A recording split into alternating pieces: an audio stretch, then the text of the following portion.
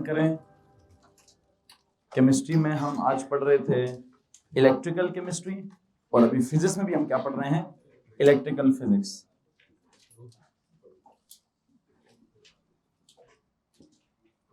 दोनों में इलेक्ट्रिकल को इन्वॉल्व किया गया है।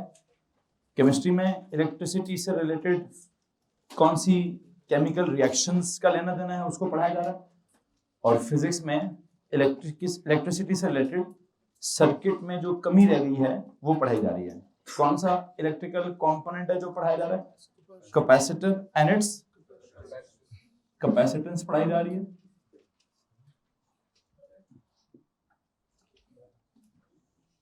और कैपेसिटर एंड इट्स कैपेसिटेंस में हमने सबसे पहले कौन सा लॉ पढ़ा था, एक फैराडेज लॉ पढ़ा है। कौन सा जी,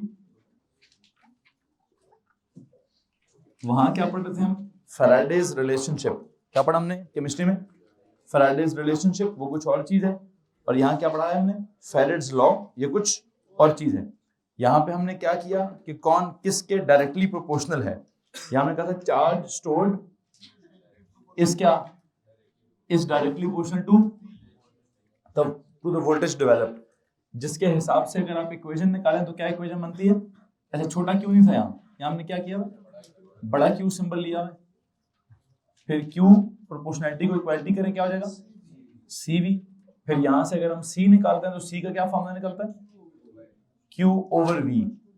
मतलब अगर चार्ज स्टोर्ड कांस्टेंट हो, कल जो मेरे से गलती हुई है मैं उसको दोबारा रिवाइज करूं, चार्ज स्टोर्ड अगर कांस्टेंट हो तो सी और वी आपस में क्या होते हैं, इनवर्सली प्रोपोर्शनल होते हैं। ये बात अपने दिमाग में रखिएगा। और फिर हम चलते हैं कि मेरा आज का टॉपिक क्या है। टॉपिक क्या है हमारा, कॉम्बिनेशन ऑफ कैपेसिटर्स। टॉपिक चल रहा है कॉम्बिनेशन ऑफ कैपेसिटर्स।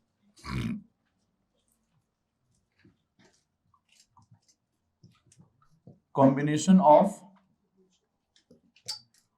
कैपेसिटर्स में गौर से सुनिए, कितने कॉम्बिनेशंस पढ़ाए जा रहे हैं आपको, 2 कॉम्बिनेशंस पढ़ाए जा रहे हैं। कौन कौन से, एक पढ़ाया जा रहा था सीरीज कॉम्बिनेशन और दूसरा पढ़ाया जा रहा है पैरेलल कॉम्बिनेशन। सीरीज कॉम्बिनेशन में आपको मालूम है कि क्या किया जाता है, capacitors are connected one after the other, और पैरेलल में कैसे कनेक्ट किया जाता है, वन अबव द अदर। उसका अगर सर्किट बनाया जाए तो कैसा होगा, 1 2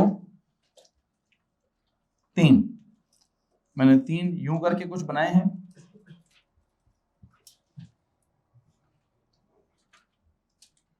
अच्छा सरफसी, कल के लेक्चर के ना आखिरी 5 मिनट में मैंने गलती की हुई है, कोई डायरेक्ट प्रोपोर्शन को मैंने इनवर्स प्रोपोर्शन बनाया हुआ है, तो वहां से उसको काट दीजिएगा और लेक्चर यहां से उसके साथ कनेक्ट कर लीजिएगा फिजिक्स का, ठीक है जी। और मैंने कोई वीडियो देखी है, मुझे ये बोर्ड पे जो रिटन स्क्रिप्ट है वो सही तरह से नजर नहीं आ रहा, उसको देखिए कैसे इंप्रूव करना। सुनो जनाब साहब, ये कौन लगा मेरी बैटरी, क्या प्रोवाइड करती है, ईएमएफ, जिसको या तो टोटल वोल्टेज कहते हैं या उसको टर्मिनल वोल्टेज भी कहते हैं, ठीक है जी। जब आप इसका स्विच यहां से ऑन करते हैं तो क्या निकलता है इसमें से, कन्वेंशनल करंट निकलता है। Conventional current from the positive terminal to the negative terminal जाता है, जा तो रहा है ये करंट, यू नो करंट जाने से, करंट है क्या, पॉजिटिव चार्जेस। पॉजिटिव चार्जेस जब यहां जाते हैं तो यहां इस प्लेट के ऊपर क्या जमा हो जाता है, तो हमने क्या लिखा था, क्या स्टोर हो जाएगा, छोटा क्यू का सिंबल है, बड़े क्यू का सिंबल है, चलें कोई बात नहीं, छोटे क्यू का सिंबल दे दें, वैसे कोई फर्क नहीं पड़ता मुझे इस छोटे क्यू और बड़े क्यू से, सिंबल है जो मर्जी दे दें। क्यू, क्यू कौन से वाला ये, एक सेकेंड, इस कैपेसिटर का नाम क्या है, पहला कैपेसिटर, इसका नाम क्या है, दूसरा कैपेसिटर, इसका नाम क्या है, तीसरा कैपेसिटर। अब पहले कैपेसिटर पर जो चार्ज स्टोर होगा होना क्या चाहिए उसको, Q1। लेकिन एक प्रॉब्लम है, ये जो सीरीज में लगा होता है सिस्टम, उसमें हमने पिछले साल पढ़ा था कि सर करंट क्या होता है, अगर करंट सेम होता है तो उस करंट की वजह से जो चार्ज यहां स्टोर होगा, लेकिन मैंने पता कैसे पढ़ाया था, मैंने कहा था यहां जो चार्ज आया प्लस Q, मैंने यहां नहीं पढ़ाया, मैंने कहा जी यहां इसके ऊपर कितना चार्ज आएगा, जितना यहां से करंट गया है उतना ही करंट कम से कम यहां से तो वापस आया होगा ना, जब यहां से वापस आया होगा, जितना करंट गया है उतना ही करंट वापस आया है, तो जितना चार्ज यहाँ प्लस क्यू का स्टोर हुआ है उतना ही चार्ज यहाँ माइनस क्यू का स्टोर हुआ होगा। क्या इसके टर्मिनल, इसके पॉजिटिव टर्मिनल के प्लस क्यू में और इसके नेगेटिव टर्मिनल के माइनस क्यू में किसी को प्रॉब्लम है? अच्छा, अब अगर मैं कोई, वो क्या होता है, इलेक्ट्रोस्टैटिक इंडक्शन वाला कॉन्सेप्ट भी लगाऊं, तो इस प्लस क्यू ने अपने सामने वाली प्लेट पर क्या इंड्यूस कर देना है? माइनस क्यू इंड्यूस कर देना है। और माइनस क्यू कैसे इंड्यूस होगा? कि इसने उस प्लेट पे नेगेटिव चार्जेस को इधर खींचा और पॉजिटिव को, जब पॉजिटिव को रिपेल कर दिया तो यहां से क्या ट्रेवल होगा? करंट ट्रेवल होगा। करंट ट्रेवल फिर यहां क्या आ जाएगा? यहां फिर प्लस क्यू आ जाएगा। इस प्लस क्यू ने क्या करना है? इसके ऊपर माइनस क्यू इंड्यूस करना है और उस चक्कर में प्लस उतना ही पॉजिटिव चार्ज उधर रिपेल करना है, तो उस चक्कर में यहां से करंट ट्रेवल होगा और करंट ट्रेवल करते करते यहां दोबारा क्या आ जाएगा? आपकी इतला के लिए अर्ज है कि इस पॉजिटिव प्लेट और इस नेगेटिव प्लेट के दरमियान में क्या है? फिल वक्त तो वैक्यूम है, मतलब एज अ मीडियम क्या है? कोई इलेक्ट्रिकल कंडक्टर, कोई वायर शायर नहीं है। जैसे नहीं, जैसे यहां था, यहां क्या था? यहां स्विच था ना। ये स्विच किस कंडीशन में था? ऑफ। क्यों ऑफ है? सर कोई कनेक्शन नहीं है। क्या मतलब कनेक्शन नहीं है? सर इलेक्ट्रिकल कनेक्शन नहीं है, वो फिजिकल कनेक्शन नहीं है, तो क्या होता है? सर करंट ट्रेवल ही नहीं करता। क्या नहीं करता? यहां करंट ट्रेवल कराने के लिए क्या जरूरी होता है? स्विच का क्लोज करना बड़ा जरूरी है, मतलब उसको ऑन करना जरूरी होता है। लेकिन यहां, मतलब यहां इस एम्प्टी स्पेस की वजह से करंट आगे नहीं जा रहा, ऐसे ही होना ना। तो यहां एम्प्टी स्पेस की वजह से करंट आगे कैसे चला गया? वही तो मैंने अभी आपको सिखाया है कि ये जो ये टर्मिनल नहीं है अभी, ये कोई पॉइंट नहीं है। क्या ये बड़ी सी प्लेट है, पॉजिटिव प्लेट है। ये प्लेट के ऊपर जब चार्ज आएगा तो उसने अगली वाली प्लेट को क्या करना है?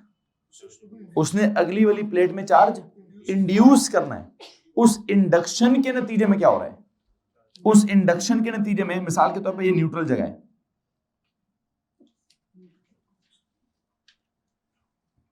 लो जी, प्लस क्यू ने, वैसे ये एकदम से नहीं, थ्रू आउट साइमल्टेनियस सारा फिनोमेना हो रहा है। जैसे जैसे इस पे प्लस क्यू डेवलप हो रहा है, वैसे वैसे पॉजिटिव प्लेट, बहुत बड़ी प्लेट है, अपनी सामने वाली प्लेट का क्या कर रही होगी? उस सामने वाली प्लेट के ऊपर इंड्यूस कर। What is meant by induction? Induction में एक्चुअली वो पोलराइजेशन का कॉन्सेप्ट होता है। कौन सा वाला? क्या मतलब है पोलराइजेशन का? कि पोल्स बनाने वाला। पोल्स कैसे बनते हैं? आई थिंक आपने इस बात को पढ़ा होगा कि अगर यहां पर ढेर सारे चार्जेस हैं, उन चार्जेस में से नेगेटिव चार्जेस को इधर अट्रैक्ट कर दिया जाएगा, पॉजिटिव चार्जेस को इस तार में से या इस प्लेट में से रिपेल कर दिया जाएगा। तो उस अट्रैक्शन के चक्कर में एक्चुअल करंट इधर जाएगा और कन्वेंशनल करंट, तो इसलिए मैंने ये एरो बनाया है। ये एरो फिर फॉर व्हाट मूवमेंट है? For the movement of charges है, for the movement of positive charges है। जिन पॉजिटिव चार्जेस को इस पॉजिटिव प्लेट ने रिपेल किया, तो पॉजिटिव चार्जेस को जब रिपेल करेगा तो वही पॉजिटिव चार्ज किधर आ जाएंगे? इधर आ जाएंगे। इधर क्या आ जाएगा? नेगेटिव चार्ज आ जाएगा। वही काम जो इसने किया, अब यही प्लेट इसके साथ क्या करेगी? इसी प्लेट ने इसको भी इंड्यूस करना है। इंड्यूस करने का मतलब क्या होता है? नेगेटिव चार्जेस को अपनी तरफ खींचना है, पॉजिटिव चार्जेस को रिपेल करना है। तो पॉजिटिव चार्जेस को जो रिपल्शन मिल रही है, इट इज दैट करंट, वो उधर चले गया जी। इधर माइनस क्यू आ गया, प्लस क्यू आ गया। फिर इस प्लस क्यू ने इसको क्या करना है? इसको इंड्यूस करना है। इसको इंड्यूस करके इस पे नेगेटिव चार्ज का प्लेट आ गया और यहां से पॉजिटिव चार्जेस को रिपेल करके ये नीचे इधर आ गया। और इस रिपल्शन अट्रैक्शन में इन प्लेट्स की मदद कौन कर रहा है? इस प्लेट की और इस प्लेट की मदद कौन कर रहा है? बैटरी कर रही है। बैटरी यहां से क्या करती है? पॉजिटिव पोटेंशियल, मतलब पॉजिटिव चार्ज को रिपेल करती है, धक्का देके यहां तक पहुंचाती है। ये यहां से पॉजिटिव चार्ज को अट्रैक्ट करके यहां पहुंचाती है, यहां नेगेटिव चार्ज क्रिएट करती है। तो ये दोनों काम किसने किए हुए? बैटरी ने। वैसे ये जो इनडायरेक्टली ये काम, ये भी बैटरी ने किया हुआ है। लेकिन हम क्या कह रहे हैं? नहीं सर, वो पॉजिटिव प्लेट ने उसको इंड्यूस किया, इसने उसको इंड्यूस किया, इसने उसको इंड्यूस किया, इसने इसको इंड्यूस किया, इसने उसको नहीं, इसने उसको नहीं इंड्यूस किया। ये किसने लाया था? ये तो बैटरी ने लाया था। तो असल में ये सब कुछ भी क्या किया? वो भी बैटरी ने किया। लेकिन मेरे समझाने के तरीके में क्या हो रहा है? ऐसी फीलिंग आ रही है जैसे ऐसा ये काम बैटरी ने किया और ये काम इसने किया। कोई बात नहीं, ऐसे समझ लो, जैसे मर्जी समझ ले भाई, मुझे सिर्फ आपको ये समझाना है क्या कि हर कैपेसिटर के ऊपर चार्ज स्टोर्ड कितना है, एक जितना है। हर कैपेसिटर के ऊपर चार्ज स्टोर्ड कितना है जी? किस खुशी में है? ये खुशी तो सीरीज वाली है। पिछले साल भी या रेजिस्टर एंड इट्स रेजिस्टेंस के खाते में भी हमारा एक कॉन्सेप्ट होता था कि current through each resistor is same. अब मैं करंट थ्रू ईच कैपेसिटर तो नहीं कह सकता, क्योंकि करंट थ्रू कैपेसिटर होता ही नहीं है, या होता है? There is nothing through capacitor. Capacitor की एक प्लेट पे पॉजिटिव चार्ज इज स्टोर्ड, दूसरी प्लेट पे भी negative charge is stored. Nothing passes through the capacitor. तो आई एम सॉरी, मैं ये वर्ड नहीं इस्तेमाल कर सकूंगा। कौन से वाला? कि current passing through each capacitor is same. This is incorrect. इसकी जगह में मुझे क्या बोलना है? Charge stored on each capacitor is what? Is same. तो आप देखिए, आपने पहला जुमला क्या लिखा हुआ है? आई थिंक आपने ये लिखा हुआ है कि charge stored on each capacitor in series is same, जिसकी जगह आपने क्या कर दिया? आपने कहा सर जी वो क्या बोलते हैं, क्या होगा? Q1 Q2 Q3 इक्वल्स क्या? आपने कहा सर जी सबको ही Q बोला मैंने। सबको क्या बोला? किसी को गलती, किसी को मसला तो नहीं इस बात से? एनीवन? ओके। और ये हमने कौन सा कॉन्सेप्ट डेवलप किया? हमने कहा यार वो थोड़ा सा ना वो किरचॉफ के फर्स्ट लॉ से थोड़ा सा करंट वाले लॉ से रिलेटेड बात है ये। अच्छा, वैसे अगर आप लिखना चाहते हो लिख दीजिए। किरचॉफ का कौन सा लॉ है ये? KCL, किरचॉफ का करंट लॉ। किरचॉफ का कौन सा वाला? करंट वाला लॉ है, जिसको हम फर्स्ट लॉ भी कहते हैं। अच्छा, इसके बाद मैंने इसमें कौन सी बात इंट्रोड्यूस करने की कोशिश की? फेरेड्स लॉ। क्या लिखा मैंने? फेरेड्स लॉ। मैं कह जी वोल्टेज का क्या सीन है? कुछ वोल्टेज यहां डेवलप हुआ है, कुछ वोल्टेज यहां डेवलप हुआ है, कुछ वोल्टेज। जब मैंने कहा चार्ज सबका सेम है, इधर आ जाए, चार्ज सबका सेम है, तो वोल्टेज और कैपेसिटेंस एक दूसरे के क्या है? Voltage developed across each capacitor in this case is what? हाँ, डिपेंड तो करती है उसकी कैपेसिटेंस पर, डायरेक्टली कि इनवर्सली। बस ये मैंने कहीं वो ओम्स लॉ की तरह डायरेक्टली लिखवा दिया होगा। प्लीज करेक्ट कीजिए उसको कि जहां पे हमने क्या कहा, जहां पे हमने क्या कहा, क्या अंग्रेजी लिखी हुई है? Voltage developed across any capacitor. हाँ, कल डायरेक्टली लिखा था, उसको काटिए, क्या लिखिए वहां पर? इज इनवर्सली प्रोपोर्शनल टू क्या? अच्छा, तो इसका मतलब ये, इसके आगे आपने क्या लिखा? एक second, it is inversely proportional to C. ये कौन सा लॉ है? नहीं, किरचॉफ लॉ तो नहीं है, ये तो फेरेड्स लॉ है। कौन सा लॉ है? This is Faraday's law. इसके आगे आपने लिखा V1 इज इक्वल टू क्या? Q by C1। फिर V2 is equal to V1 is equal to Q by C1। V2 is equal to Q by C2। V3 is equal to Q by. क्या इसमें किसी को परेशानी है? Okay, ये हो गया हमारा, एक तरफ KCL कर दिया, एक तरफ फेरेड्स लॉ कर दिया। अब हमें इसके ऊपर अगली चीज क्या अप्लाई करनी है? हम इसके ऊपर अगली चीज क्या अप्लाई करेंगे? अभी किरचॉफ का सेकंड लॉ अप्लाई करते हैं जनाब साहब। बताएं जी, इस पर किरचॉफ का सेकंड लॉ, जिसको हम KVL कहते हैं, किरचॉफ का वोल्टेज लॉ। क्या है voltage law? Sum of voltages provided is equal to sum of voltages. Okay ji, अगर मैं करूं जी इसी के नीचे चले जाएं, sum of voltages provided is equal to क्या? Sum of voltages consumed. तो ये कौन सा लॉ है ji? This is Kirchhoff second law या KVL, किरचॉफ का वोल्टेज लॉ, जो किस पे अप्लाई होता है? एनी लूप, क्लोज लूप के ऊपर, एनी लूप या क्लोज लूप के ऊपर अप्लाई होता है concept.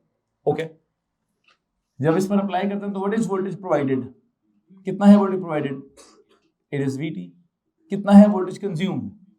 V1 plus V2 plus, अगर हम एक पूरे लूप की बात करें, लूप कहां से स्टार्ट होती है? बैटरी, मतलब पूरा के पूरा एक रेक्टेंगल आ जाए, यहां से जाए,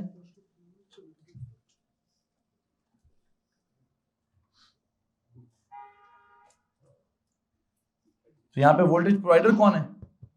this is the voltage provider, या तो आप ईएमएफ लिख दें या वीटी लिख दें। फिर जब यहां आते हैं तो वोल्टेज कंज्यूमर, एक तरह से ये वाला वोल्टेज तो यहाँ कंज्यूम हो गया ना, ठीक है।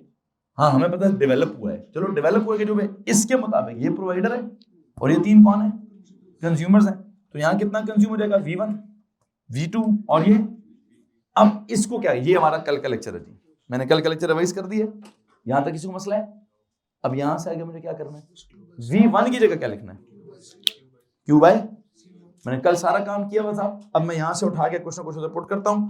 V1 की जगह क्या लिख दूं, Q बाय C1, V2 की जगह क्या लिख दूं, Q बाय C2, V3 की जगह क्या लिख दूं, Q बाय C3। यहां क्या बनेगा, फिल वक्त यहां VT ही लिखें। अब मेरा आपसे अगला सवाल क्या है, इन सब में क्या कॉमन है,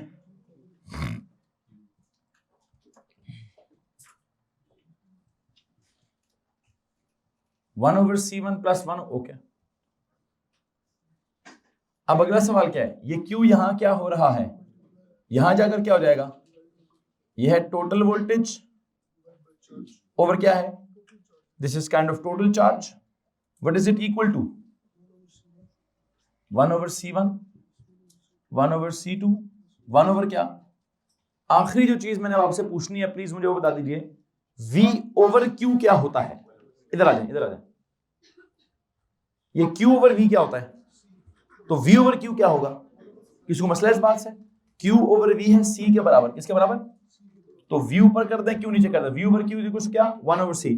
तो मुझे लगता है this V over Q what is it equal to, sir जी फाइनल रिजल्ट को जरा मैं रेड पेन से लिखता हूं, आई थिंक, और मैं फाइनल रिजल्ट इस डब्बे के अंदर लिखूंगा कि सीरीज सर्किट में VT ओवर Q इज क्या, 1 ओवर CT, CT मतलब total capacitance, is equal to क्या, 1 ओवर C1 प्लस क्या, 1 ओवर C2 प्लस क्या, 1 ओवर C3। लो जनाब साहब, ये जो आपका सीरीज कॉम्बिनेशन है, क्या होता है इस सीरीज कॉम्बिनेशन में, सर जी इस सीरीज कॉम्बिनेशन में एक मसला चल गया है। बच्चों प्लीज बताइए क्या मसला फील कर रहे हैं आप, बताओ जी। सर जी मसला ये है, जब हम रेजिस्टर एंड इट्स रेजिस्टेंस की बात करते थे, उसके सीरीज कॉम्बिनेशन की बात करते थे, उसकी नेट रेजिस्टेंस की बात करते थे, तो क्या होता था सर, सीधा सीधा होता था। यहां क्या कर रहा हूं मैं, यहां मैं कैपेसिटर्स की बात कर रहा हूं, उनके सीरीज कॉम्बिनेशन की बात कर रहा हूं, और अनफॉर्चुनेटली जवाब क्या आ रहा है सर, वो सीधा सीधा आने की बजाय उल्टा उल्टा आ रहा है। क्यों सर, चैप्टर ही उल्टा है, कॉन्सेप्ट ही उल्टा है। ओम्स लॉ में क्या बोलते हैं, V और I आपस में क्या थे, डायरेक्ट प्रोपोर्शन थे। यहाँ फेरेड्स लॉ में V और Q आपस में क्या है, इनवर्सली प्रोपोर्शनल है। तो किरचॉफ का लॉ तो मैंने नहीं छेड़ा, मैंने तो उसको तो एज इट इज किया, लेकिन ओम्स लॉ में V और I आपस में आमने सामने आ रहे थे, वही तो हुआ जो मैं कल डायरेक्ट लिख गया। लेकिन असल में यहाँ V और Q आमने सामने नहीं आ रहे, यहाँ V और Q इनवर्सली आ रहे हैं। तो जब वो इनवर्सली आ रहे हैं तो उस कॉन्सेप्ट को इस्तेमाल करके आप क्या करेंगे, मैं जब कल करता जा रहा था तो मैं एकदम रुक किधर गया, मैंने कहा ये तो सीधी सीधी आ रही है। मतलब मैंने जब उसका सी नेट कल निकाला तो C net is equal to C1 plus C2, मैंने कहा है ये तो सीरीज के रजिस्टर में भी सीधी सीधी ऐड होती थी, यहाँ पे भी सीधी सीधी ऐड होती है। तो मेरे दिमाग की घंटी बजी कि भाई पीछे की गलती कर गया तू। क्या गलती कर ली थी मैंने, क्या कर ली थी कि वो वोल्टेज और कैपेसिटेंस को डायरेक्ट बोल गया। तो मुझे एहसास हुआ नहीं यार ये तो इनवर्स प्रोपोर्शन है। मैंने फिर पूरा फेरेड्स लॉ दोबारा रिवाइज कराया आपको, उसमें मैंने कहा कि C और V को याद रखें क्या है, इनवर्स प्रोपोर्शन है। ठीक है, चूंकि हम काफी अरसे बाद इसको पहली दफा पढ़ रहे हैं, पहले तो हम V और I और V equal to IR, V और R आपस में हमेशा क्या करते थे, डायरेक्ट प्रोपोर्शन का हिसाब चल रहा था। तो मेरे दिमाग में शायद वो छाया होगा, तो मैंने क्या कर दिया, मैंने इधर भी डायरेक्ट बोल दिया। फिर बाद में एकदम से एहसास हुआ नहीं जवाब तो मुझे इतना तो मुझे याद था कि कैपेसिटेंस तो उल्टी आएगी। जब सीधी आ गई तो आई रियलाइज के पीछे मैंने डायरेक्ट का इनवर्स को डायरेक्ट किया हुआ है, उसको करेक्ट करने की जरूरत है। एक तो वो करेक्ट कर लिया, फिर जब उनको मैंने अप्लाई किया तो आपके सामने है ये कौन सा लॉ है जी, किरचॉफ का पहले वाला करंट लॉ, कोई मुसीबत नहीं है इसमें। फिर ये कौन सा लॉ लिखा हमने, ये था वो फेरेड्स लॉ जो कि नई चीज है हमारे लिए। इस नई चीज में V और C क्या से आ रहे हैं, इनवर्सली आ रहे हैं। फिर हम इसको जब इन्वॉल्व करते हैं किधर, किरचॉफ के वोल्टेज वाले लॉ में, सेकेंड वाले लॉ में, तो एंड रिजल्ट क्या आता है, एंड रिजल्ट सीधी सीधी नहीं आती कैपेसिटेंस, उल्टी उल्टी आती है। तो यहां पर जाके एंड पे एक रूल लिख दीजिए कि सीरीज कॉम्बिनेशन का क्या सीन है। सीरीज कॉम्बिनेशन में जो नेट कैपेसिटेंस है, क्या सीन है उसका, the reciprocal of the net capacitance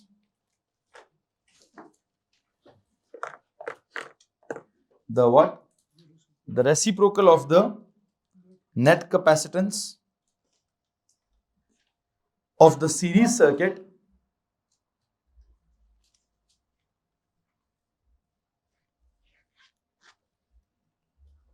the what, reciprocal of the net capacitance of the series circuit is equal to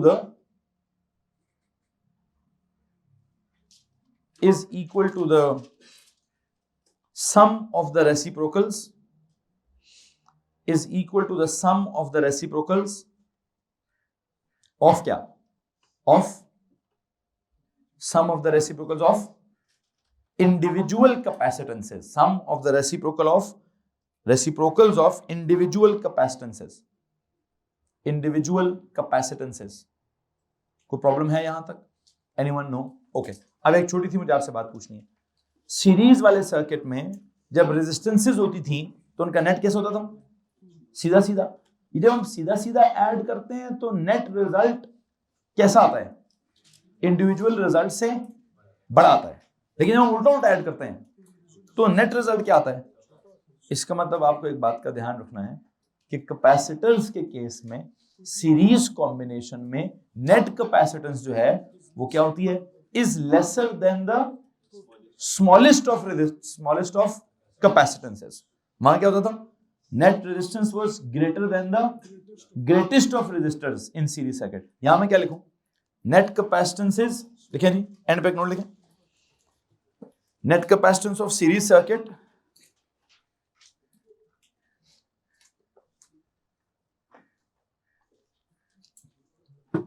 net capacitance of series circuit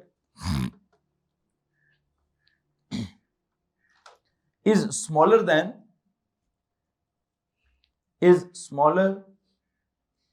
than the smallest of capacitances, is smaller than the smallest of capacitances। यहां तक अगर किसी के पास कोई सवाल है तो please हाथ खड़ा कर दीजिए। आई होप एक चीज तो आपने ऑब्जर्व कर ली होगी कि काम क्या चल रहा है, सर जी काम उल्टा उल्टा चल रहा है। पहले काम कैसा था, जो रेजिस्टर्स वाला काम है उससे उल्टा काम चल रहा है। अच्छा, एक तरफ के तो मैंने फार्मूले आपको लिखवा दिए हैं, किसी के पास कुछ सवाल है तो प्लीज हाथ खड़ा कर दीजिए। किरचॉफ का फर्स्ट लॉ सीधा सीधा अप्लाई किया, किरचॉफ का सेकंड लॉ सीधा सीधा अप्लाई किया, लेकिन जब उसके बीच में फेरेड्स लॉ को इन्वॉल्व किया तो नेट कैपेसिटेंस सीधी सीधी आने की बजाय उल्टी उल्टी आ गई। अच्छा, वैसे एक सवाल और है, यहां पैरेलल में क्या होगा, रेजिस्टेंस के केस में पैरेलल में नेट रेजिस्टेंस आती थी उल्टी उल्टी, यहां क्या होगा, आई थिंक यहां मैं नेट कैपेसिटेंस निकालूंगा तो कैसी आएगी, सीधी सीधी आ जाएगी। देखते हैं कैसे होता है कैसे नहीं होता। कुछ उल्टा हिसाब चल रहा है यहाँ पे। सर्किट बनाइए इसका,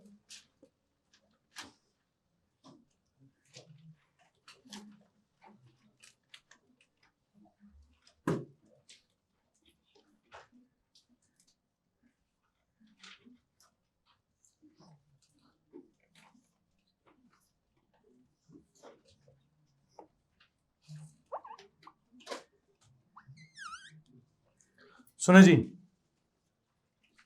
वहां मैंने सीरीज लगाया हुआ है one after the other. Parallel में हम कैसे लगाते हैं, वन अबव द अदर। ये तो आपको मालूम है कि ये बैटरी है, क्या प्रोवाइड करेगी, ईएमएफ या वी टोटल। अच्छा, इधर आ जाएं, इसका नाम क्या रखें जी, पहले वाले कैपेसिटर का C1, इसका C2, इसका C3। अच्छा, अब जब आप यहां से इसको स्विच को ऑन करेंगे तो यहां से कौन आ रहा है, कौन से वाला करंट जी, कन्वेंशनल करंट आ रहा है, मतलब पॉजिटिव चार्जेस आ रहे हैं। अब जब वो पॉजिटिव चार्जेस यहां जाएंगे तो एक सवाल है आपसे, sum of currents entering a point is equal to sum of currents leaving that point. तो जितना ये आया था क्या उतना ही रहेगा? नहीं, ये 3 रास्तों में क्या हो जाएगा? स्प्लिट हो जाएगा। जी पुत्र।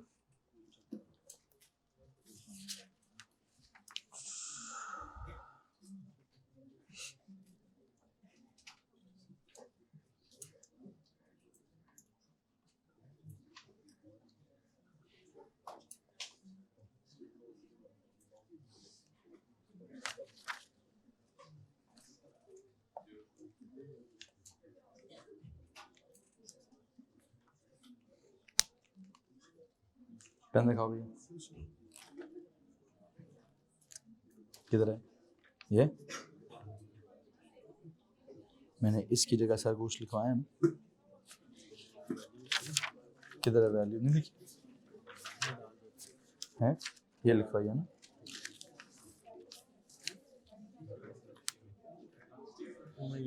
इसको ऐसे लिखना अभी, एलिमेंटरी चार्ज 1.6 into 10 पावर, क्या लिखा है? ELEMENTARY चार्ज CHARG, ये लिखकर शो वर्किंग इधर सामने कर देना, इधर सामने ले आना, ठीक है।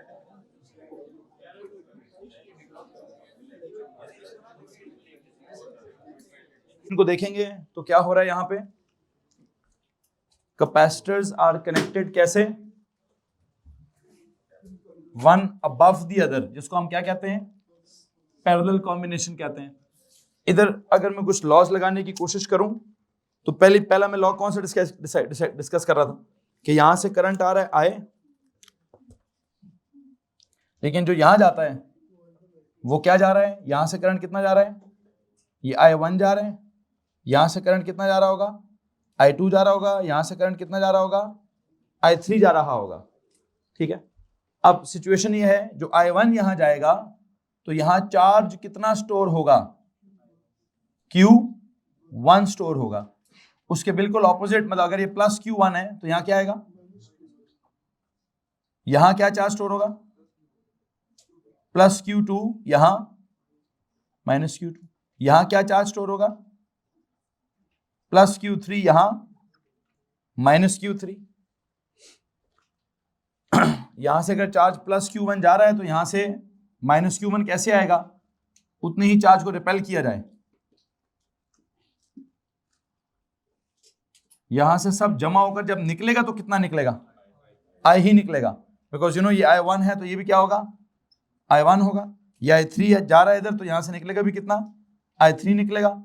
ये अगर यहां से I2 जा रहा है तो यहां से ये भी I2 होगा। कुल मिलाकर जब निकलेगा तो कितना हो जाएगा? I हो जाएगा। यहां तक अगर किसी को परेशानी है तो प्लीज हाथ खड़ा कीजिए। एनीवन? अगला सवाल मेरा आपसे यह है कि भाईजान पैरेलल में आपको मालूम है कि इस कैपेसिटर का भी स्टार्टिंग पॉइंट यही A है, मतलब इन तीनों कैपेसिटर्स का स्टार्टिंग पॉइंट क्या है? A। तीनों कैपेसिटर्स का एंडिंग पॉइंट क्या है? B। तीनों कैपेसिटर्स का जो स्टार्टिंग पोटेंशियल है वो क्या है? जो A पर है। जो किधर है भाई? A पर है। तीनों कैपेसिटर्स का एंडिंग पोटेंशियल किधर है? जो B पर है। तो तीनों कैपेसिटर्स के अक्रॉस जो पोटेंशियल डिफरेंस है वो क्या है? जो A और B के अक्रॉस है। तो क्या कहूं? आई थिंक मुझे इस वक्त किरचॉफ का सेकंड लॉ या किरचॉफ का वोल्टेज लॉ पहले रिप्रेजेंट करना पड़ेगा, जो कि हमें क्या कहता है कि पैरेलल कॉम्बिनेशन में वोल्टेज अक्रॉस ईच रेजिस्टर या वोल्टेज अक्रॉस ईच कैपेसिटर, आप देख रहे हैं मैंने उधर भी किरचॉफ के लॉज नहीं चेंज हुए, वो कैपेसिटर भी वैसे ही लगते हैं जैसे रेजिस्टर पर लगते थे। क्या जुमला लिखूं भी पहले? आज मैं केवीएल वाला पहले जुमला लिखूंगा। क्या लिखें जी? वोल्टेज ड्रॉप्ड, वोल्टेज ड्रॉप्ड लिखूं? नहीं, डेवलप्ड। क्या लिखेंगे? ड्रॉप्ड नहीं, voltage developed across what? Voltage developed across each capacitor is क्या, इज द सेम।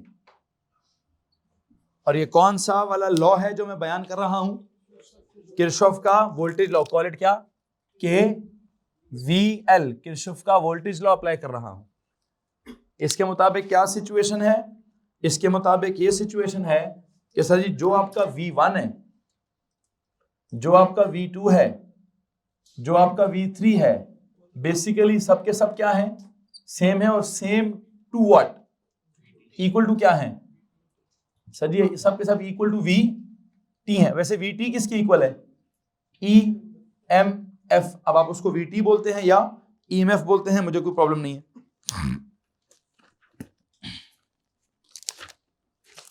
आपके पास अगर यहां तक कुछ सवाल है तो आप हाथ खड़ा कर सकते हैं। एनीवन, गुजारा चल जाएगा भाई, आगे चलें। ये आपका हो गया जी वोल्टेज वाला लॉ, वोल्टेज डेवलप्ड अक्रॉस हो गया, डन। अगली बात क्या करूं अभी मैं, वोल्टेज अगर सबका क्या था, सेम, चार्ज की बात करेंगे। Charge stored, please tell me किस पर डिपेंड करता है, चार्ज स्टोर्ड अक्रॉस, नहीं वोल्टेज तो सबका सेम हो गया ना, फेरेड्स लॉ की बात करने लगा हूं, Q इक्वल्स CV, ऐसे ही है, सही सोच रहा हूं गलत सोच रहा हूं, Q इक्वल क्या, CV। वोल्टेज को अगर आप कांस्टेंट तस्वीर कर लें तो Q इज प्रोपोर्शनल टू क्या, C। तो इसका मतलब चार्ज स्टोर्ड, लिखे नहीं, अगला जुमला लिखे, charge stored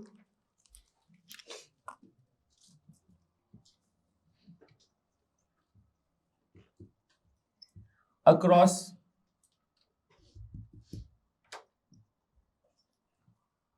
any capacitor is what, is directly proportional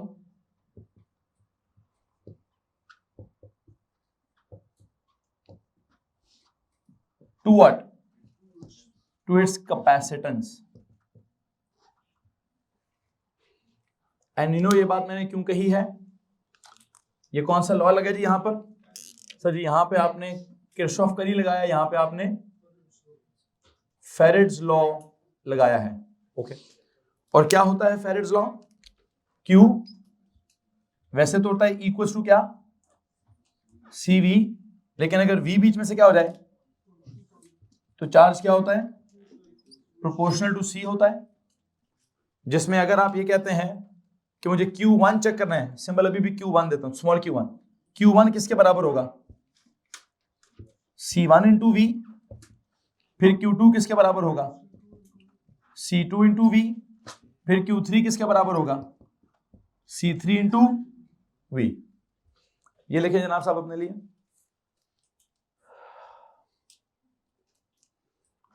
और यहां मैंने किरचॉफ का लॉ नहीं, कौन सा लगाया जी, फेरेड्स का लॉ लगाया है। आप में से किसी के पास अगर कोई सवाल है तो मुझसे हाथ खड़ा करके पूछ सकते हैं। अब लाता हूं किरचॉफ का करंट वाला लॉ या फर्स्ट वाला लॉ, वो कैसे इंट्रोड्यूस करें जी बीच में हम, sum of currents entering a point is equal to sum of currents leaving a point, okay. So if I tell you कि तीसरा सीन क्या है,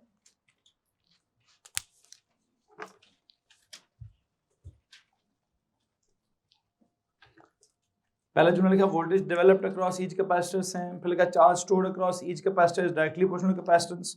अब मैं क्या लिखने लगा हूं, sum of currents entering a point, symbols में लिख देता हूं, sum of currents into a point is equal to sum of currents out of that point.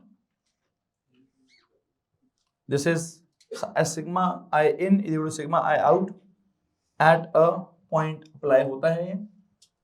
और ये कौन सा लॉ है, KCL, किरचॉफ्स का करंट लॉ है। इसके मुताबिक प्लीज टेल मी कितना करंट आ रहा है, I वाला करंट आ रहा है, कितना करंट जा रहा है, I1 plus I2 plus I3, okay. Please tell me, मैं I1, I में से क्या होता है, I is equal to Q over T होता है, तो अगर I1 को क्या लिखूं, Q1 over T, Q2 over T, Q3 over T, और यहां क्या लिखूं? Q over T। टाइम को क्या करूं? तो टाइम हम ही लाए बीच में। टाइम तो जितना टाइम फॉर Q1 है उतना ही टाइम फॉर, क्योंकि जितना जैसे इधर जा रहा था उन्हीं लम्हों में इधर, उन्हीं लम्हों में, तो टाइम तो बीच में से मुझे वैसे उड़ा देना चाहिए, ठीक है।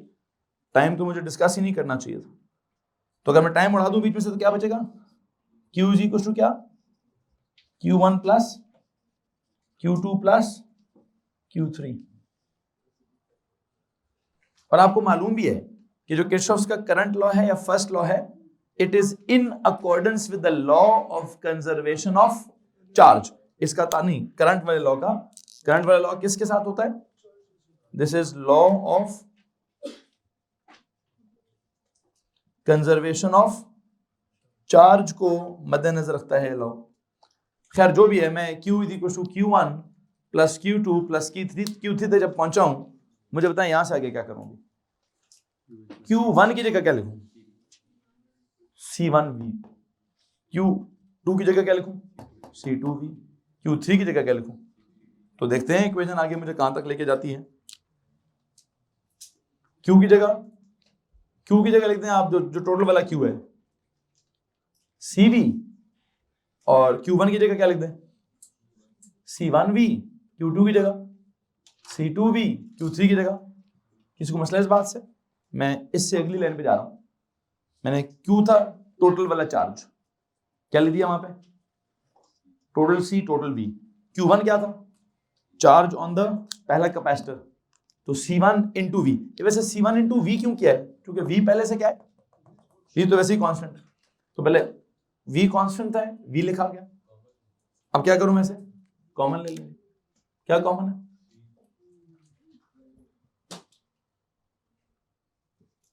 ये वाला V क्या कर दूं? पीछे क्या बचा? ये C कौन सा है? Call it CT। T बोला है कि नेट बोला है? व्हाटएवर। तो लो जनाब साहब, पैरेलल के खाते में क्या हो गया है? रेजिस्टर्स थे रेसिप्रोकल्स वाले, कैपेसिटर्स आ गए सीधे सीधे। क्या हो गया जनाब साहब? तो एक काम करिए, यहां जाके भी कुछ असूल लिखिए जो आपने वहां लिखे हुए। क्या लिखा था वहां पे आपने? द रेसिप्रोकल्स ऑफ द, हाँ यहाँ क्या लिखे? यहाँ reciprocal of the net capacitance नहीं है, यहाँ क्या है? यहाँ सीधे सीधे the net capacitance of the parallel circuit, the what जनाब साहब? The net capacitance of the net capacitance of the parallel circuit is क्या? Is equal to the sum of individual capacitances, is equal to the sum of individual capacitances, equal to the sum of क्या? individual। और जब सवाल लिखेंगे तो दोबारा दो columns आ जाएंगे, एक तरफ मैं सीरीज वाला सॉल्व करा दूंगा, दूसरी तरफ में, और आपके लिए नहीं, सवाल के लिए आपकी मर्जी है। सवाल के लिए आप पैरेलल में करना चाहते हैं या दो कॉलम्स बना के करते हैं या सीधा सीधा करते हैं, आपकी मर्जी। Solve the following circuits. Solve the following circuits में मैं जो सबसे पहला सर्किट बनाना चाहता हूं वो जरा प्लीज सुन लीजिएगा। सीरीज में ही बनाऊंगा ऑफ कोर्स।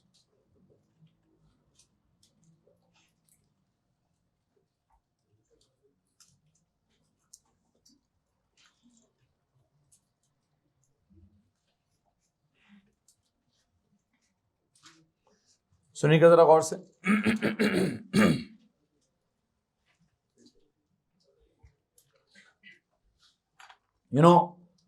यहां पे एक बैटरी है, लेट मी टेल यू, ये 100 वोल्ट्स की बैटरी है। इसको आप क्या कह सकते हैं? EMF भी कह सकते हैं, और इसको आप VT भी कह सकते हैं। उस कैपेसिटर्स वाला भी बना दीजिएगा, ठीक है, 6 पेजेस तक, और उसके अंदर एक इमेज है, इमेज को ठीक कर दीजिएगा, ठीक है बच्चों। ये आपकी केमिस्ट्री वाली वर्कशीट है, जिसका केमिस्ट्री है यहां से डिस्ट्रीब्यूट कर दीजिए बच्चों। सुनो जी, मैं आपको ये सर्किट सॉल्व करवा रहा हूं, चेक करिए यहाँ पे क्या सीन है जी। मैंने कहा 100 है, this is you know what 100। अच्छा, फेरेड्स जो है ना, ज्यादातर फेरेड्स मिली में होते हैं या ज्यादातर फेरेड्स माइक्रो में होते हैं? मेरे पास सवाल माइक्रो फेरेड में है। एक बात याद रखिए, 1 फेरेड की कैपेसिटेंस कोई छोटी मोटी कैपेसिटेंस नहीं है। क्या होता है?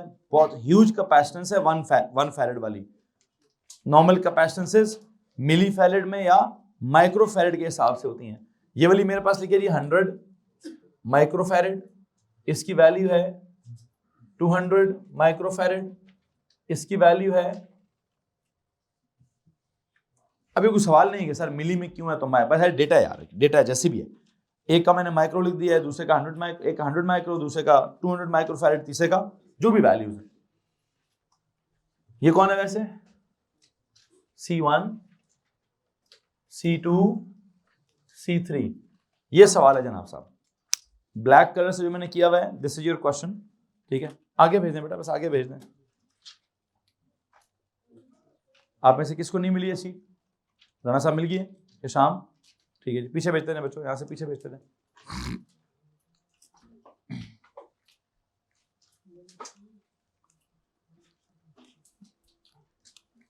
कहां पे पहुंची सी? बॉयज सबको मिल गई है? गर्ल्स में से किस किस को नहीं मिली? आ रही हैं शायद, आगे आ रही हैं, आगे आ रही हैं।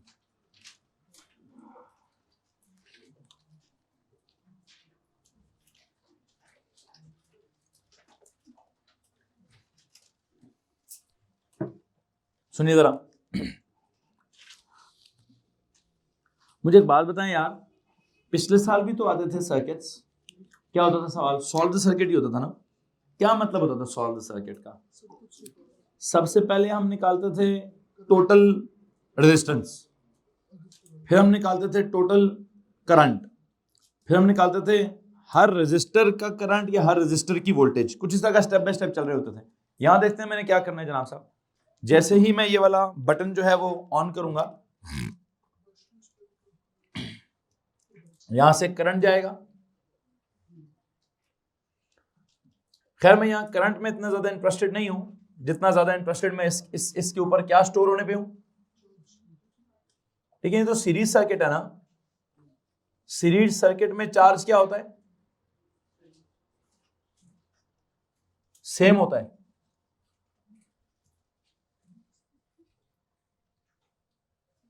ओके,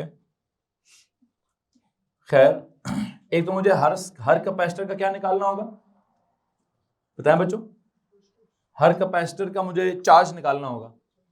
फिर मुझे इधर कितना वोल्टेज डेवलप होगा वो निकालना होगा।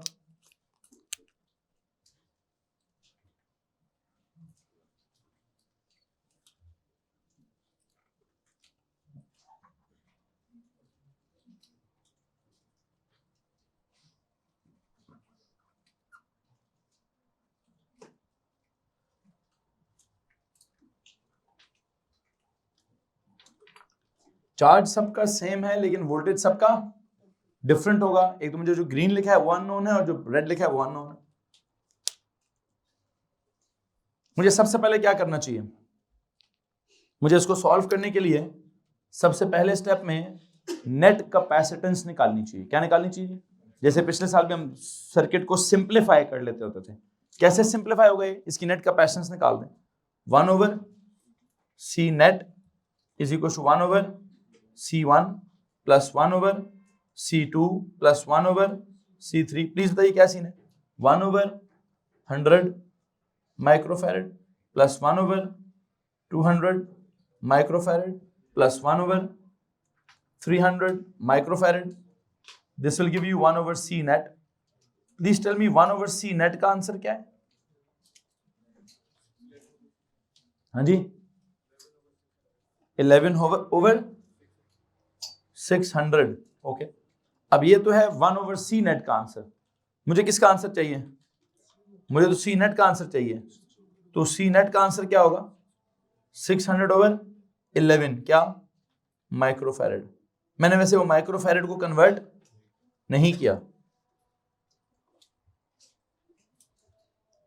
यदि एंड पे खुद ही माइक्रोफैरड का हिसाब किताब एडजस्ट हो जाएगा। तो यू नो C नेट की वैल्यू क्या आती है? 600/11। उसको अगर आप डेसिमल्स में कन्वर्ट करें तो चेक करें 54.545 माइक्रोफैरेड आ रहा होगा। तो यू नो व्हाट, मैं अगर इस सर्किट को सिंप्लीफाई कर लूं तो ये सिंप्लीफाई होकर क्या बन रहा है, एक ही कैपेसिटर अज्यूम कर लें, एक ही बैटरी अज्यूम कर लें। इस एक बैटरी ने कितना वोल्टेज प्रोवाइड किया, 100 वोल्ट। इसकी कितनी कैपेसिटेंस निकाली आपने, 600/11 माइक्रोफैरेड। इधर अगर 100 वोल्ट आपने प्रोवाइड किया है तो बेटा बताइए इधर टोटल कितना वोल्ट डेवलप हुआ होगा, बताओ जी। सर 100 प्रोवाइड करेंगे तो 100 ही डेवलप होगा ना। तो यहां पर क्या वोल्टेज है, 100 वोल्टेज यहां पर डेवलप हुआ होगा। जो वोल्टेज डेवलप हुआ है वो, ये तो ईएमएफ था जो प्रोवाइडेड था, वो वहां पे वोल्टेज डेवलप हो गया 100। ओके, अब मुझे वैसे एक बात बताएं, अगर मैं कहता हूं कि मुझे इस कैपेसिटर की मतलब इस पूरे सर्किट की नेट कैपेसिटेंस पता चल गई, नेट वोल्टेज पता चल गया, मुझे बस ये बता दीजिए कि यहां पर चार्ज कितना होगा। ये मेरा सेकंड स्टेप है। अभी चार्ज का फॉर्मूला क्या है, Q = CV। C कितना है, 600/11 माइक्रो की जगह आप लिखना पड़ेगा मुझे 10⁻⁻⁶। V कितना है, 100। बताइए क्या आंसर आता है, हाँ नहीं फ्रैक्शन में बताएं, फ्रैक्शन में बताएं। 3/550 क्या, कूलम्स। हाँ, अब 3/550 कूलम्स आपकी मर्जी है कि आप मुझे कैसे बताएं, क्या बताना चाह रहे थे, अब डेसिमल में बताएं। 5.45 काफी है। 5.45 आगे इंटू 10⁻³ -3 का मतलब क्या होता है, 5.45 मिली क्या कूलम्स। जो टोटल चार्ज है वो कितना है जी, इसके ऊपर जो टोटल चार्ज है वो कितना है, क्या निकला जनाब साहब, वोल्टेज इतना था,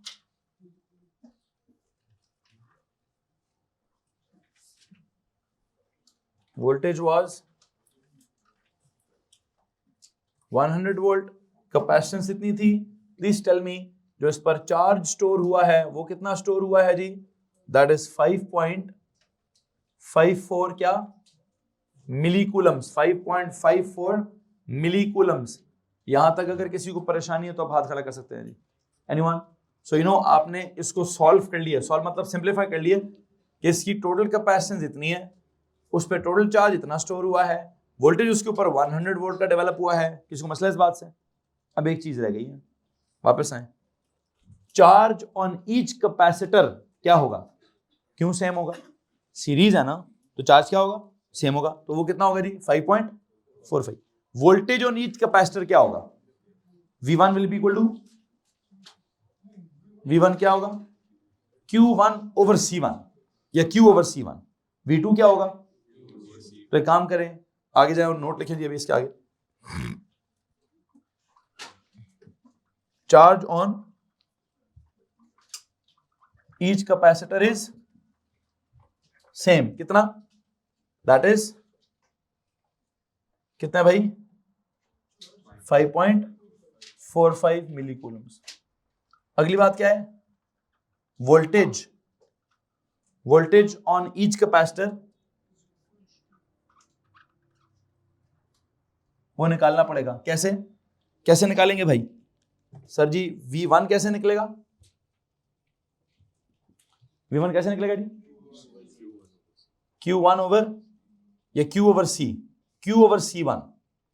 Q कितना है 5.45 10⁻³ ओवर C1 कितना है, C1 है 100 10⁻⁻⁶। इधर से जवाब निकाल लें। V2 कितना है, Q/C2, Q is 5.45 into 10⁻³ C2 कितना है 200 into 10⁻⁶। V3 क्या है, Q/C3 Q once again 5.45 into 10 power minus 3 है. C कितना है? 300 into 10 power minus 6. प्लीज बताइए पहले वाले का आंसर क्या है? 54.54. 54.54 क्या? वोल्ट्स. दूसरे वाले का क्या है? 27.27 या 8 वोल्ट्स. तीसरे वाले का आंसर क्या है? 18 पॉइंट क्या जनाब साहब? 18 क्या वोल्ट्स. किसी को मसला इस बात से नहीं? एनीवन? सो यू नो यहां पर क्या बात हो रही है? हमने तीनों का वोल्टेज भी निकाल दिया. ये टोटल वोल्टेज अप्लाई हो रहा था, इसकी कैपेसिटेंस इतनी थी, सबका चार्ज हमने निकाल लिया, सेम है. पहले वाले का V1 कितना आ गया? 54.54. दूसरे वाले का V2 कितना आ गया? 27.28. तीसरे वाले का V3 कितना आ गया? 18. एक सवाल है, सारे वोल्टेजेस को ऐड करूं तो क्या जवाब आएगा? सबको ऐड करें जरा. आप देखें ना, चार्ज सबका एक ही जितना निकाल दिया आपने. कितना निकाल दिया चार्ज? कितना निकाला जी आपने? आपने कैसा charge stored on each one is 54.54 मिलीकूलम्स. V1 जब आपने निकाला तो कितना निकला? 54.54, 27.28, फिर 18.18. तो इन तीनों वोल्टेजेस को अगर आप ऐड करेंगे तो क्या आएगा? मुझे लगता है ये वाला 100 आएगा.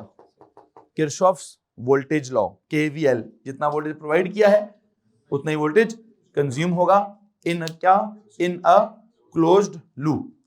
कुछ सवाल है तो आप हाथ खड़ा कर सकते हैं. एनीवन? हो जाएगा.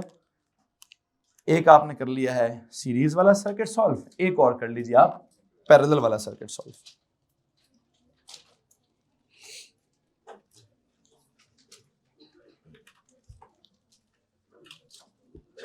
इमरान ये इंक चेंज करो यार, बड़ी मुश्किल है, इसको आके मिटा भी दे भाई. एक कितने वोल्ट की? 100 वोल्ट की. पहला कैपेसिटर कितना? 100 माइक्रोफैरेड का. दूसरा कैपेसिटर कितना? 200 माइक्रोफैरेड का. तीसरा कैपेसिटर कितना? 300 माइक्रोफैरेड का. This is C1 equals to this, C2 equals to this, C3 equals to this. सबसे पहली बात, इसको भी मुझे क्या करना है? इसको भी मुझे सर्किट को क्या करना है? सिंप्लीफाई.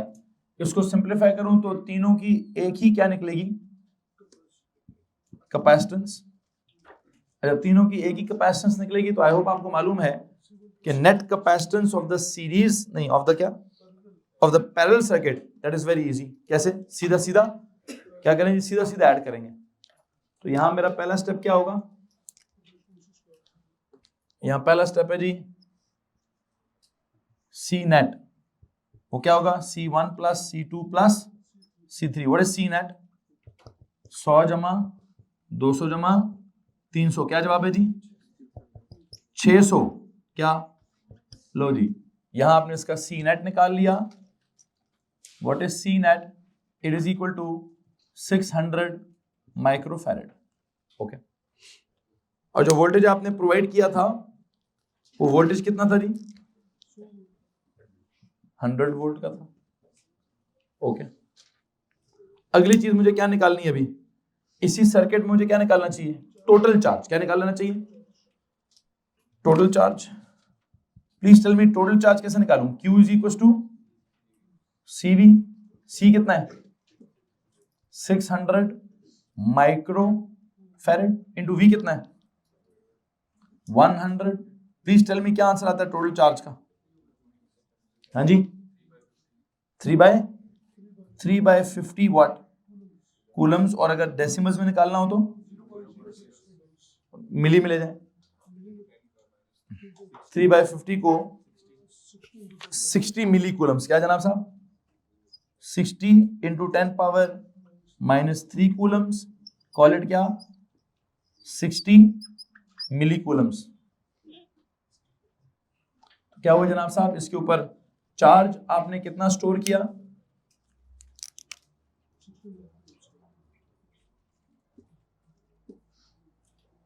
ये लो जी, इसको सिंप्लीफाई जब हम करते हैं, टोटल वोल्टेज 100 वोल्ट है, टोटल कैपेसिटेंस 600 माइक्रोफैरड है, टोटल चार्ज स्टोर्ड 60 मिली कूलम्स है। किसी को मसला इस बात से?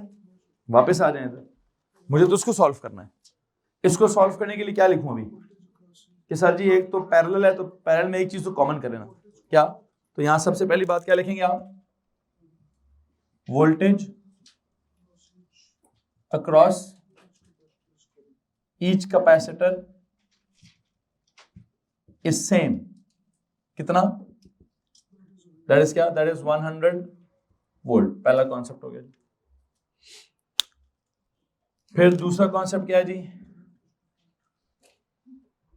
चार्ज चेक करना है मुझे। चार्ज हर किसी का कितना होगा? Charge across each capacitor is क्या जनाब साहब? उसको निकालने के लिए क्या करें? Q1 इज इक्वल टू क्या? C1 into V। What is C1? 100 microfarad into V1 is क्या? 100। बच्चों जवाब दीजिए क्या आता है? मिलीज में बताएं। 10 मिली कूलम्स। क्या? Q2, what is Q2? C2 into V। C2 कितना है? 200 माइक्रोफैरड इंटू V कितना था? 100। क्या आंसर आएगा? 20 मिली कूलम्स। Q3 कितना है? C3 इंटू V, वो कितना है? 300 माइक्रोफैरड इंटू क्या? 100। क्या आंसर आता है? 30 मिली कूलम्स। तो लो जी, टोटल चार्ज कितना था? टोटल था कितना? 60 मिली कूलम्स। उसमें से 10 मिली कूलम इधर, 20 मिली कूलम इधर और 30 मिली कूलम इधर। किसी को मसला है इस बात से? तो इस वाले पे कितना चार्ज स्टोर होता है? 10 मिली कूलम का इस वाले पर, 20 मिली कूलम का इस वाले पर, 30 मिली कूलम का। और इन सब का वोल्टेज क्या है? सर वोल्टेज तो इन सब का 100 ही है। वोल्टेज तो इन सब का क्या है? इसका वोल्टेज भी क्या है जी? 100 वोल्ट है। इधर भी वोल्टेज क्या है? 100 वोल्ट है। इधर भी वोल्टेज क्या है? तो मैंने हर कैपेसिटर का कैपेसिटेंस उसने बताई हुई थी, हर कैपेसिटर की ऊपर वोल्टेज कितनी डेवलप हुई है वो मैंने बता दी है, और हर वोल्टेज, हर कैपेसिटर के ऊपर चार्ज कितना स्टोर हुआ है वो भी मैंने आपको समझा दिया है। आप में से किसी के पास अगर सवाल है तो प्लीज हाथ खड़ा कर दीजिए। एनीवन? जी। ये पोटेंशियल डिवाइडर फॉर्मूला होता था, इसमें आता है? असल में हम तो वहां जो सर्किट बनाते होते थे पिछले साल पोटेंशियल डिवाइडर वाले में, कि दो रेजिस्टर्स हैं कनेक्टेड इन सीरीज, के उनका वोल्टेज जो आधा इधर हो जाएगा और आधा, या उसकी रेजिस्टेंस के हिसाब से हम निकालते थे कि इसकी resistance divide by total resistance into Vn। अगर मैं पोटेंशियल डिवाइडर फॉर्मूला लगाऊं भी तो फिर मैं उस तरह से नहीं लगाऊंगा, फिर वो किसी और तरह से C के हिसाब से लगेगा। लेकिन आई डोंट थिंक इतने कॉम्प्लेक्स क्या बोलते हैं सर्किट्स फॉर कैपेसिटर्स आएंगे। नो वे। वहां तो बहुत कॉम्प्लेक्स होता था ना, यहाँ तो जस्ट कैपेसिटर्स का एक पर्टिकुलर इंट्रोडक्शन है बस। इतना ज्यादा पोटेंशियल डिवाइडर का फॉर्मूला मुझे यहाँ डेवलप नहीं करना।